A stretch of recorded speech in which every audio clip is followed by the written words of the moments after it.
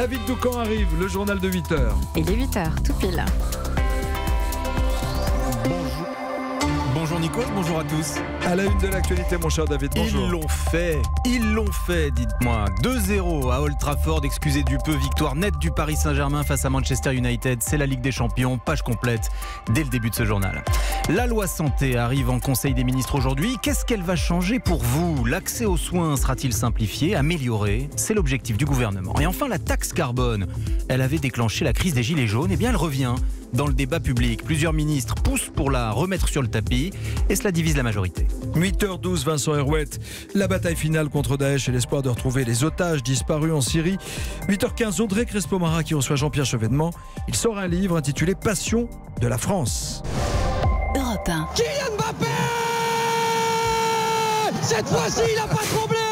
Kylian Mbappé pour le 2-0 pour le Paris Saint-Germain. L'heure de jeu, quel but Voilà, de Paris Saint-Germain. c'était sur Europe 1. Hier, un peu après 22h, Kylian Mbappé qui scelle la victoire du PSG sur Manchester United.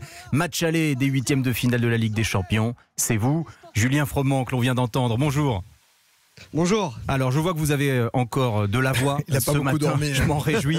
Julien Froment, vous êtes toujours sur place. Vous avez assisté à cette victoire, pourtant dans l'antre d'Old Trafford à Manchester.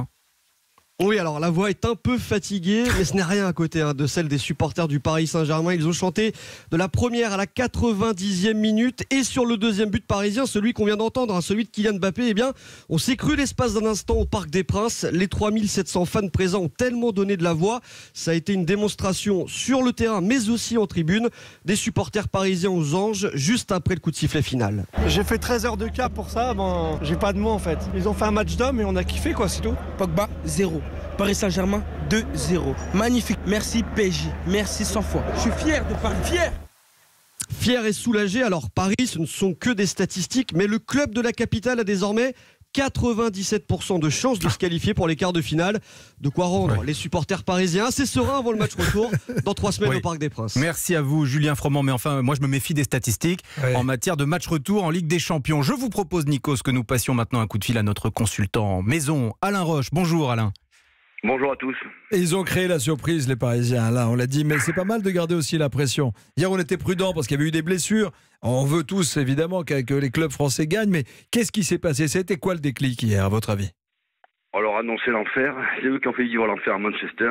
Voilà. On l'attendait, l'expression collective, elle l'a été dans son organisation, dans sa solidarité. Ils ont laissé aucun espace à cette équipe anglaise. J'ai trouvé qu'ils avaient une grande sérénité, vraiment une confiance en eux. Ils ont construit leur victoire. Voilà, c'était un match parfait. 2 buts à l'extérieur, 0 blessé, ce qui est plutôt pas mal en ce moment. 0 but encaissé. On a vu un grand PSG hier soir, un faible Manchester aussi. Mais bon, le public et les joueurs ont gagné ce match-là avec brio. Dites-moi, Alain Roche, il y a le match retour. C'est le 6 mars au Parc des Princes. On est prudent, non? Il faut être prudent, il y a quelques antécédents. Souvenez-vous, le retour à Barcelone. Maintenant, à Manchester, je le disais, était très faible. Je ne m'attendais vraiment pas du tout à cette équipe-là. Mais en affichant autant d'applications, de sérieux, ça me semble totalement impossible que Manchester renverse la situation. Ah oui, vous mouillez, Alain Roche. Oui, je me mouille. En plus, Pogba, de ses leaders d'équipe, qui est le joueur décisif depuis quelques temps, avec 8 buts marqués en 10 matchs, plus 5 passes ici, ne sera pas là puisqu'il a été expulsé. Bon. Merci à vous, Alain Roche. Je rappelle que vous êtes consultant foot pour Europe 1. Et puis, vous étiez nombreux hier à exprimer votre mécontentement à cause, à nouveau, de bugs techniques à la télévision. Moi, j'ai une solution pour ça. Il suffit d'écouter le match sur Europe 1. Europe 1, voilà. Europe 1, c'est une émission spéciale. 6 mars prochain. On va parler de santé. Depuis ce matin, on vous annonce en Conseil des ministres ce projet de loi qui arrive sur la table. Oui, avec une priorité, l'accès aux soins et un nouveau label, les hôpitaux de proximité. Ce label sera accordé à des établissements déjà existants. C'est une réorganisation, mais de quoi s'agit-il? À quoi vont-ils servir ces hôpitaux de proximité? Les précisions de la spécialiste d'Europe 1, Mélanie Gomez.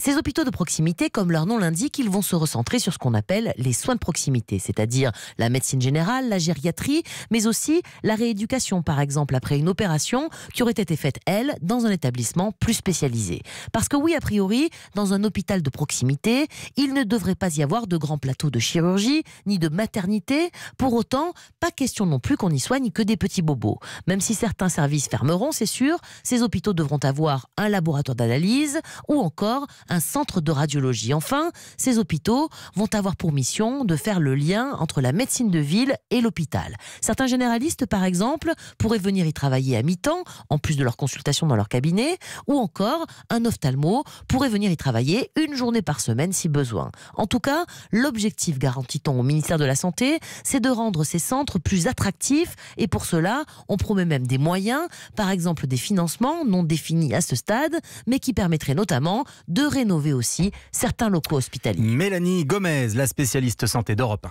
Politique maintenant avec un retour inattendu, celui de la taxe carbone. Mais oui, on la croyait enterrée. Elle avait, vous vous en souvenez, déclenché la crise des Gilets jaunes, puis elle avait été abandonnée en rase campagne début décembre par Emmanuel Macron. Eh bien, plusieurs ministres évoquent l'idée de la rétablir. 85 députés signent aujourd'hui une tribune dans la presse allant dans ce sens. Pourtant, politiquement, cette taxe carbone, c'est de la nitroglycérine. La majorité se divise donc sur le sujet. Adrien Beck.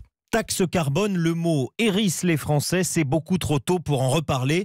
Comme ce député, bon nombre d'élus de la majorité redoutent une nouvelle hausse des taxes sur le carburant, avec à l'esprit, bien sûr, le mouvement des Gilets jaunes.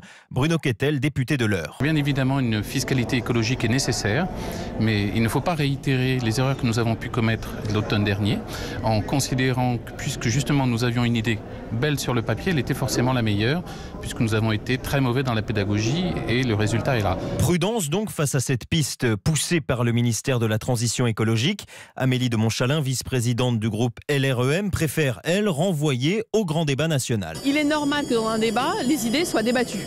Aujourd'hui, il n'y a pas d'arbitrage et c'est ça qui est important, c'est que le débat continue. Maintenant, je trouve ça sain et normal qu'on puisse avoir un débat apaisé sur ce sujet. Et dans ce débat qui s'ouvre au sein même de la majorité, certains plaident en contrepartie pour des mesures d'accompagnement, avec une obsession, ne pas relancer le mouvement des Gilets jaunes. Adrien Beck du service politique d'Europe 1. Le boxeur de gendarme est jugé aujourd'hui. Christophe Détinger, comparé devant le tribunal correctionnel de Paris. Je vous rappelle que lors du 8e samedi de violence dans la capitale, il avait asséné plusieurs coups à 2 gendarmes mobiles qui se sont d'ailleurs constitués partie civile. La suite du journal de David Doucan et l'avenir de Jérôme Cahuzac sera vraisemblablement scellé aujourd'hui. Oui, l'ancien ministre de François Hollande a demandé un aménagement de peine. Je vous rappelle qu'il a été condamné en mai dernier à 4 ans d'emprisonnement, dont 2 avec sursis pour fraude fiscale. Il préférerait bénéficier d'un bracelet électronique. La décision sera rendue aujourd'hui. Jérôme Cahuzac s'est installé en Corse du Sud. Il aimerait exercer là-bas en tant que médecin généraliste. Et dans l'île, on préfère plutôt voir en lui le docteur que le fraudeur. Reportage de notre envoyé spécial Frédéric Michel. À Pianotoli, Caldarello, tout le monde connaît les Cahuzac. Et dans ce village bordé par la Méditerranée, le soutien à l'ancien ministre est presque unanime. D'accord, il a détourné de l'argent, mais il a tué personne, ce monsieur. Donc qu'on le laisse tranquille et qu'il fasse son métier, puis voilà. Aujourd'hui, il faut arrêter, quoi. C'est un honorable médecin, après tout. Il a payé sa dette, ça devient du harcèlement moral, quoi. Ce sont les parents de Jérôme Cahuzac qui se sont installés il y a près de 50 ans dans cette commune située à l'extrême sud de l'île, une région devenue un désert médical. Alors ici, on a du mal à comprendre qu'un aménagement de peine ne soit pas possible. On n'a pas trop de médecins dans la micro-région, ce serait bien qu'il puisse exercer. S'il a les capacités, je vois pas pourquoi on l'empêcherait. Il a qu'à le mettre à en prison alors. Michel Mozziconacci est le président de l'ordre régional des médecins corses. Il avait prévu d'exercer en tant que médecin généraliste dans l'extrême sud. Il nous avait dit avoir vu l'hôpital de Bonifacio pour pouvoir après y aller travailler. Un projet insuffisamment étayé pour le procureur d'Ajaccio, partisan de l'incarcération. Jérôme Cahuzac attend lui une autre décision importante, celle de ses pairs médecins qui doivent dire s'il a les compétences pour exercer. Frédéric Michel en Corse pour Europe 1. Et maintenant, David, une mise en garde en matière de diététique. Attention. Oui, une nouvelle fois en cause l'alimentation industrielle, ce que l'on appelle la nourriture transformée. Une étude de l'INSERM démontre que ceux qui en consomment trop meurent plus jeunes. Explication avec Ève Roger. On reconnaît les aliments ultra transformés au simple fait qu'on ne peut pas les cuisiner à la maison, soit parce qu'il y a trop d'ingrédients, soit parce qu'il y a trop d'additifs alimentaires. C'est le cas des sodas, des soupes en sachet déshydratées, de certains plats préparés ou encore des barres chocolatées. Et s'ils sont mauvais pour notre santé, c'est parce qu'ils sont trop gras, trop salés, trop sucrés, mais aussi parce qu'ils contiennent des colorants ou des conservateurs aux effets souvent délétères. Alors dans les magasins, on trouve tous les profils de consommateurs, ceux qui s'en fichent complètement, comme David. Ça n'a aucune importance d'importance pour moi. Du moment que ça a l'air bon. Si on fait attention à tout, on ne mangera rien du tout. Donc vous achetez quoi par exemple? Tous les plats préparés, j'aime. Ou alors d'autres qui préfèrent fermer les yeux comme Claire. J'en achète beaucoup, parce que je suis étudiante et j'ai pas trop le temps de me faire à manger. Est-ce que vous savez que c'est pas forcément très bon pour la santé? Oui, je sais très bien, je suis étudiante en médecine, mais je sais que c'est pas bien. Il y a beaucoup de produits cancérigènes, de produits riches en acides gras qui sont mauvais pour le corps, etc. Oui, je sais très bien, mais j'ai pas beaucoup de temps, j'ai pas beaucoup d'argent et du coup je peux pas manger, faire tout le temps mes plats, je rentre tard le soir et donc voilà. N'empêche, les nouvelles recommandations des autorités sanitaires sont claires. Il faut privilégier les produits bruts à cuisiner soi-même. Les précisions d'Ève Roger, la chef du service Société d'Europe 1.